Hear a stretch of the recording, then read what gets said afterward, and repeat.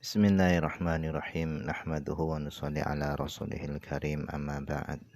Insyaallah pada kesempatan ini kita akan melanjutkan kembali pembacaan kitab At-Tibyan fi Adabi Hamalatil Quran yang telah ditulis oleh Al-Imam An-Nawawi rahimahullahu ta'ala. Kita telah sampai kepada bab yang baru, yaitu babul khamisu, bab yang kelima, fi adabi hamilil Quran, di dalam adab-adabnya pengemban Al-Quran. Kata beliau, qad taqaddama jumalun minhu fil babil ladzi qabla hadza. Qad taqaddama, sungguh telah terdahulu, jumalun, sejumlah penjelasan, minhu, dari bab yang kelima ini, fil babil ladzi qabla hadza, yaitu pada bab sebelum ini. Jadi kata beliau, sejumlah penjelasan tentang adab-adabnya pengemban Al-Quran ini sudah beliau jelaskan pada bab sebelum ini. Jadi pada bab yang kelima ini adalah bab yang menyempurnakan penjelasan tentang adab-adab pengemban Al-Quran. Kata beliau, wa min adabihi, dan di antara adab-adabnya pengemban Al-Quran adalah ayyakuna ala akmalil ahwali wa akrami syama'il.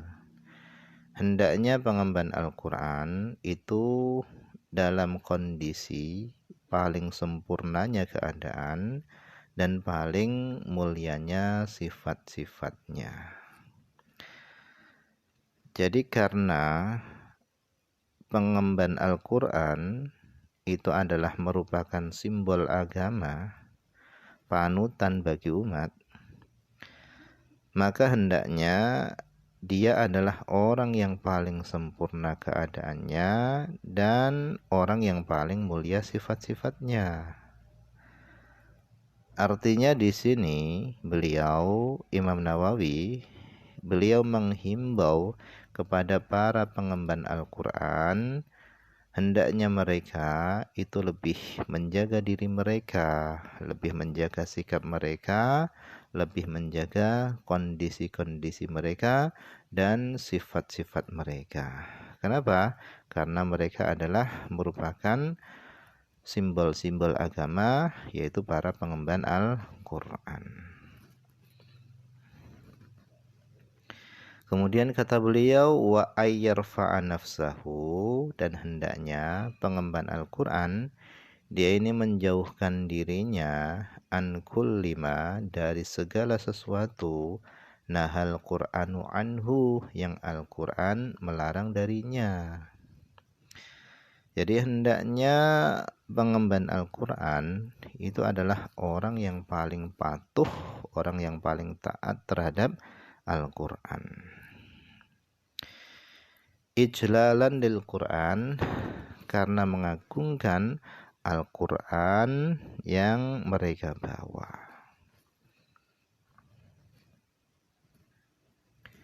Kemudian wa ayyakuna masunan antanil iktisab, dan hendaknya pengemban Al-Quran itu masunan, itu terjaga, antanil iktisab, terjaga dari rendahnya usaha. Dan paling rendahnya usaha bagi pengemban Al-Quran itu adalah berharap pemberian makhluk. Jadi pengennya tadi itu hanya diberi orang. Jadi jangan sampai pengemban Al-Quran itu kerjaannya dikasihani orang, hanya mengharapkan pemberian orang. Tetapi hendaknya para pengemban Quran itu menyingsingkan lengan bajunya untuk bekerja, karena tangan di atas itu lebih baik daripada tangan di bawah. Kemudian kata beliau, syarifan nafsi, dan hendaknya pengemban Al-Quran itu syarifan nafsi, yaitu berjiwa mulia. Jadi hendaknya pengemban Al-Quran itu senantiasa memberi, bukan malah senantiasa menerima. Suka memberi, bukan malah suka menerima. Nah, suka menerima itu adalah jiwa yang rendah. Jadi kata beliau, hendaknya pengemban Al-Quran itu syarifan nafsi, yaitu berjiwa mulia. Mutarafian alal jababirah, hendaknya pengemban Al-Quran dia ini mengangkat dirinya alal jababirah, di atas para penguasa.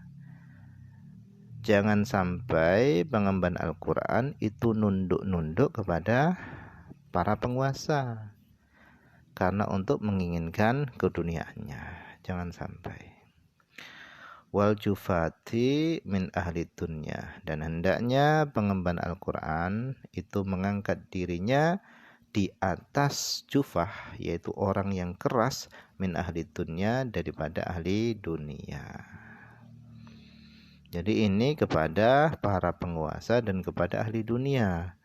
Tetapi hendaknya pengemban Al-Quran itu mutawadhi'an, itu hendaknya bertawadhu, merendahkan diri, lissalihin, kepada orang-orang soleh, wa ahlil khair, ahli kebaikan, wal masakin, dan orang-orang miskin. Jadi hendaknya pengemban Al-Quran itu hendaknya tawadhu, merendahkan diri kepada orang-orang soleh, orang-orang baik, dan orang-orang miskin.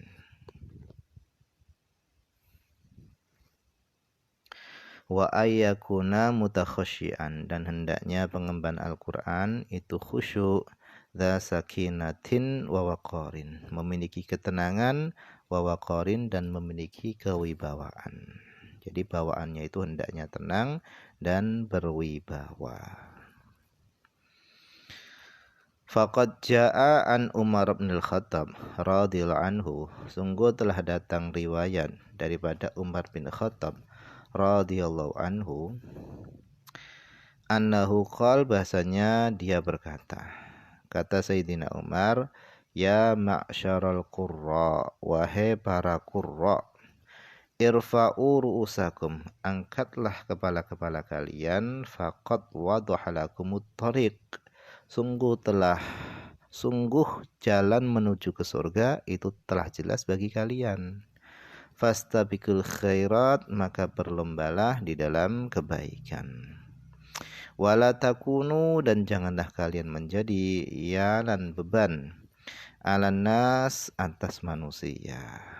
Tetapi hendaknya kalian menjadi orang yang giat bekerja, menjadilah kalian orang yang memberi, bukan sebagai penerima. Jadi kata Sayyidina Umar, wala takunu iyalan alan nas, janganlah kalian menjadi beban atas manusia.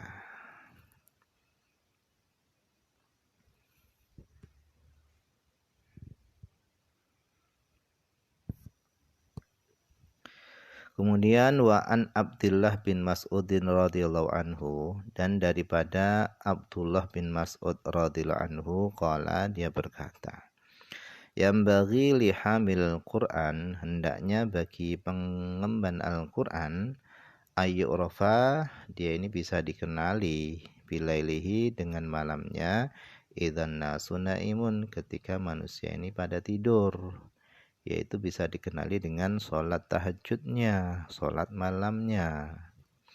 Wa binaharihi, dan hendaknya pengemban Quran itu bisa dikenali dengan siang harinya, idzan nasu yuftirun, ketika manusia ini enggak puasa, yaitu hendaknya dia siang hari itu puasa. Wa bihuznihi, dan hendaknya pengemban Al-Quran itu bisa dikenali dengan sedihnya dia, idzan nasu yafrahun, ketika manusia ini bergembira.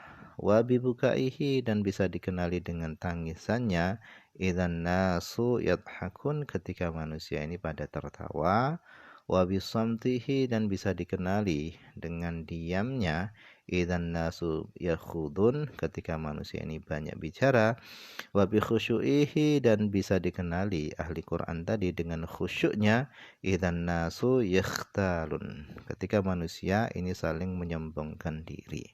Intinya pengemban Al-Quran itu harus berbeda dengan kebanyakan manusia. Kenapa? Karena dia adalah simbol daripada agama.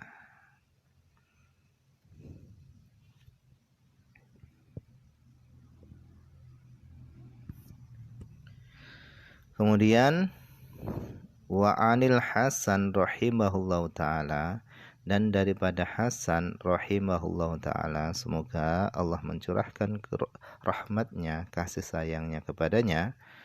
Beliau mengatakan, innaman kana qablakum ra'awul qur'ana rasaila min rabbihim. Sesungguhnya orang-orang sebelum kalian, mereka itu memandang Al-Quran sebagai surat-surat dari Tuhannya. Fakanu yatadabbarunaha billaili, sehingga mereka mentadabburi surat-surat tadi pada malam hari, wa yunfidhunaha bin nahar, dan mereka mengamalkan surat-surat tersebut pada siang hari. Jadi malam hari digunakan untuk merenungi Al-Quran, mentadabburi Al-Quran. Kemudian siang harinya digunakan untuk mengamalkan Al-Quran. Itulah orang-orang dahulu.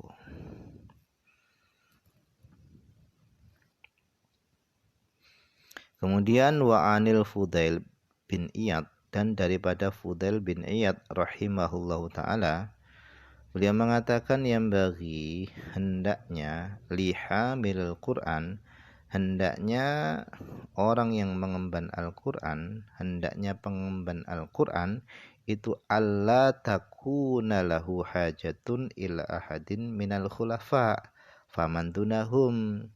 Hendaknya pengemban Al-Quran, dia ini hendaknya tidak memiliki satu kebutuhan pun ila ahadin minal khulafa, kepada seorang daripada para khalifah, faman dunahum, apalagi orang yang berada di bawah khalifah. Jadi maknanya pengemban Al-Quran itu nggak boleh cinta dunia. Hendaknya dia lebih percaya dengan apa yang ada di sisi Allah. Hendaknya dia lebih butuh kepada Allah SWT daripada butuh kepada khalifah.